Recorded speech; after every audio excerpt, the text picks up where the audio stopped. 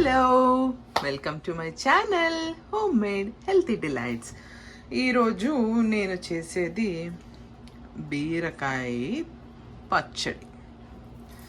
Okay, దీనికి బీరకాయ, ఒక టొమాటో, ఇంకా కొంచెం మన దగ్గర కొత్తిమీర కాళ్ళు అట్లాంటివన్నీ ఉంటాయి కదా, అవి కొంచెం గట్టిగా ఉంటే మనం వాటిని వాడాలని అనుకోము.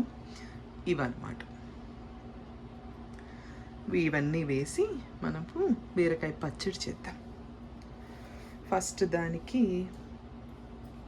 ఇప్పుడు మనం ఈ బీరకాయని దీనికి హెడ్, తల, తోక కట్ చేసుకుందాం. ఇప్పుడు దీనికి తొక్కు జస్ట్ ఊరికే ఇట్లా పైన మాత్రమే తీద్దాము. ఎక్కువ అవసరం లేదు, పైన జస్ట్ కొంచెం కొంచెం తీస్తే సరిపోతుంది. ఇదన్నమాట. నేను దీన్ని బాగా వాష్ చేశాను. వాష్ చేసి చిన్న చిన్న ముక్కలుగా కట్ చేసుకుంటున్నాను. ఇలా ముక్కలు కట్ చేసేసుకుని రఫ్గా మనం ఒక ప్యాన్ తీసుకొని డైరెక్ట్గా ప్యాన్లోనే వేసేసుకుందాము. చాప్ చేసేసుకుని దీంట్లో వేసేసుకుందాము. అదనమాట. ఇది కొత్తిమీరని కూడా చిన్న చిన్నగానే చాప్ చేసుకుందాము. ఎందుకంటే కొత్తిమీర అదే మగ్గిపోతుంది కదా, ఎందుకు చాప్ చేయడము అని అనుకోవద్దు. మనం రోట్లో రుబ్బుతున్నప్పుడు పెద్దవి దంచాలంటే మనకే చాలా కష్టంగా ఉంటుంది. సో ముందు చూపుతో నేను చెప్తున్నాను, దీన్ని చిన్న చిన్నగానే చాప్ చేసుకొని డైరెక్ట్గా ప్యాన్లో వేసేసుకోవాలి. అది ఈ కొత్తిమీర కథ. అది ఇప్పుడు పచ్చిమిరపకాయలు, ఇది ఇంకా మీ ఇష్టము. మీరు బాగా స్పైసీగా కావాలనుకుంటే చాలా వేసుకోవచ్చు. లైక్ అరౌండ్ 8 to 10, ఒక 8 నుంచి 10 వరకు కౌంట్. అది మీ ఇంకా ఇష్టము. మీ స్పైస్ లెవెల్స్కి తగ్గట్టు ఇంకా కావాలంటే ఇంకా ఎక్కువ కావాలన్నా కూడా మీరు వేసుకోవచ్చు. నేను మాత్రం కొంచెం ఎక్కువ వేస్తున్నాను ఈరోజు. You can see that. కొంచెం జీలకర్ర దీంట్లో ఇలా వేసేసుకున్నాము. వేసేసుకొని ఒకే ఒక్క వెల్లుల్లిపాయ, అది కూడా వేసేసుకుందాం. చింతపండు లైక్ గోలి అనుకోండి, చాలు, అంతకుమించి వద్దు, లేకపోతే పుల్లగా ఉంటుంది. కొంచెం దీనికి ఆయిల్ వేయాలి, 1 స్పూన్ మాత్రమే, ఎక్కువ వద్దు.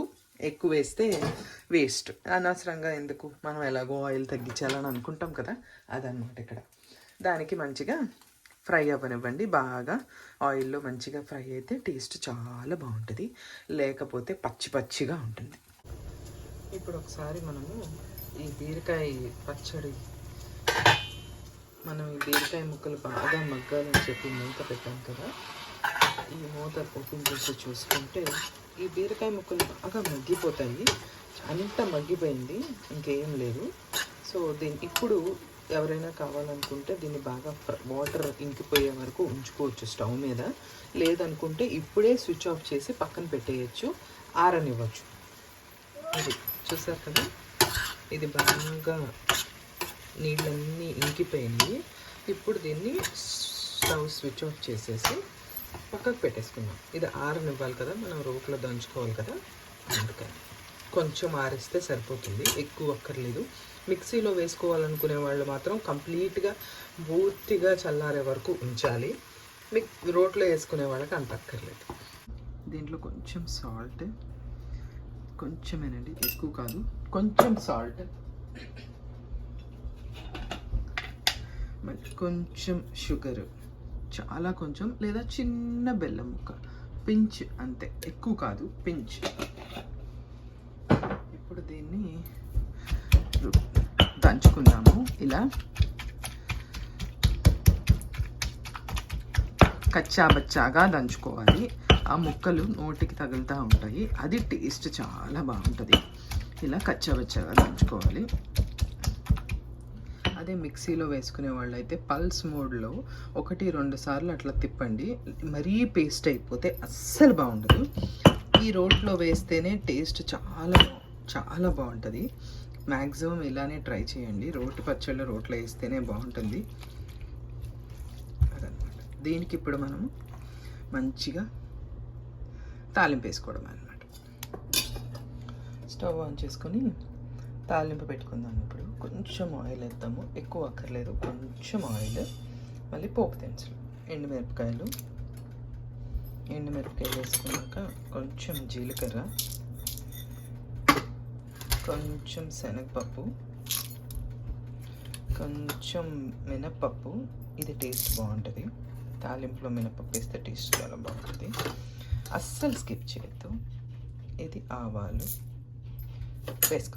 వేసుకొని కొంచెం జస్ట్ అలా దంచేసి ఒక 2 వెల్లుల్లిపాయలు వేసుకున్నాము. అంతే. ఈ తాలింపు బాగా ఏగిపోయిన తర్వాత కొంచెం ఇంగువ వేసుకొని ఇంకొంచెం కరివేపాకు వేసుకొని దీన్ని చిటిపట్లు ఆడిన తర్వాత మనము రోటి పచ్చడిలో కలిపేసుకోవడం కదా. దీన్ని చూసారా ఎంత బాగా ఈవెన్గా ఫ్రై అయినాయో. ఇలా అయితేనే టేస్ట్ బాగుంటుంది.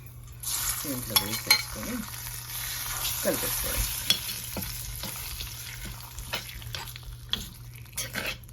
దీంట్లో ఉల్లిపాయ ముక్కలు కానీ దొండకాయ పచ్చి ముక్కలు కానీ వేసుకుంటే ఇంకా చాలా బాగుంటుంది. అవన్నీ ఆప్షనల్. ఇలా కూడా చాలా బాగుంటుంది. వేడి అన్నంలో కానీ దేంట్లో అయినా వేసుకొని తింటే ఇది చాలా బాగుంటుంది. ట్రై చేయండి. ఇలా రోట్లో ఉన్నప్పుడు తాలింపు వేస్తేనే చాలా టేస్ట్ మారుతుంది. మీరు అది ట్రై చేసి గమనించి నాతో చెప్పండి. Thank you so much for watching. Bye.